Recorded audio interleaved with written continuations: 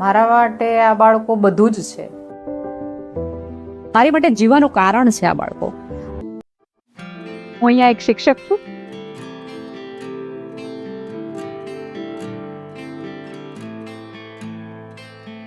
અમારો total staff જે છે, ઓફિસ સ્ટાફથી લઈને 50 વ્યક્તિનો એક સરસ મજાનું સંકુલ છે કે જે આટલા બાળકોના માતા પિતા થઈને અમે એ ફરજ નિભાવીએ છીએ.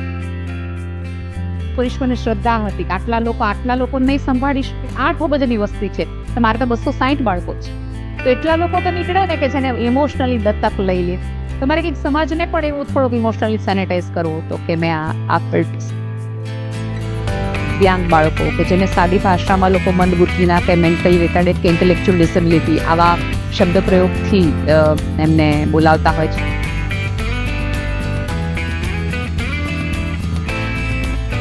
એવા બાળકોની સંસ્થા છે. આ સંસ્થા લગભગ 46 વર્ષથી અને ભાવનગર જિલ્લાની એકમાત્ર સંસ્થા છે કે જે આવા બાળકો સાથે કામ કરે છે. અને અંતે તમે મને એવું પૂછો કે બેન ભણાવો શું, તો બ્રશ કરતા કેમ શીખવું, બટન બંધ કરતા કેમ શીખવું, કપડાં પહેરતા કેમ શીખવું, ટોયલેટ ટ્રેન કેમ થવું, આ લાલ કલર કહેવાય, આ મમ્મી કહેવાય, આની સાથે આમ વાત કરાય, આ કૂતરો છે. એટલે ડે ટુ ડે લિવિંગની જે વસ્તુઓ છે કે જેને તમારું માઇન્ડ જોઈને શીખી જાય છે, અનુભવીને શીખી જાય છે, એ અનુભવ અમારે બાળકને કરાવવા પડે છે, જેના કારણે એને ખબર પડે કે આને આ કહેવાય, આ જમવાનું આવી રીતે હોય.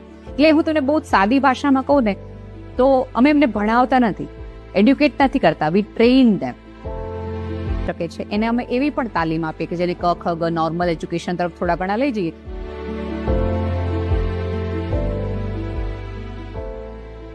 એવું પણ ઘણી વાર બને કે જે બાળકો છે નોર્મલ એજ્યુકેશન ના હોય તો થોડી ઘણી એના બિહેવિયર પ્રોબ્લેમ અને અમુક થેરાપીઝ આપી અને અમારે ત્યાં physiotherapy, occupational therapy, speech therapy, music therapy, આવી તમામ થેરાપી એક જ જગ્યાએ મળે છે.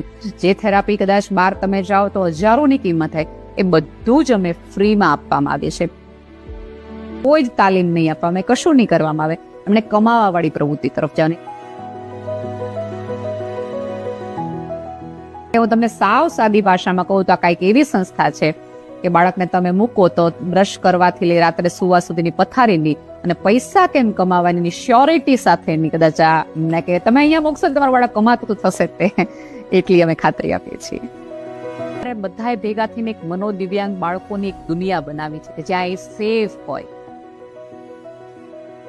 આ સંસ્થા સંપૂર્ણપણે દાન પર ચાલતી સંસ્થાઓ છે. અલગ અલગ દાતાઓ અમે એક એવી સંસ્થા ચલાવી છે કે ભાઈ લોકો ક્યારેક બાળકોને જમાડવા હોય, કોઈક વસ્તુ કરવી, પોતાની એનિવર્સરી છે, પોતાનો બર્થડે છે, પોતાના મમ્મી પપ્પાની મરણતિથિ છે, તો ક્યારેક કોઈક લોકો પૂછે કે અમારે શું કરવું છે, તો અમે ક્યારેક એવું કહીએ કે ભાઈ તમે 25-30 હજારનો જમણવાર કરવા કરતા એક બાળક પાછળ સંસ્થા દર વર્ષે 22,000નો ખર્ચ કરે છે. તો તમે એક બાળકને એવી રીતે દત્તક લ્યો, જેથી કરીને તમારા લીધે એક બાળક છે જે અત્યાર સુધી ક્યાંક કોઈ ખૂણામાં હતું, જસ્ટ બીકોઝ ઓફ યુ એ આખું વર્ષ સ્કૂલે આવી શકે છે, કારણ કે સંસ્થા એક બાળક પાછળ આટલો ખર્ચ કરે છે એટલા માટે.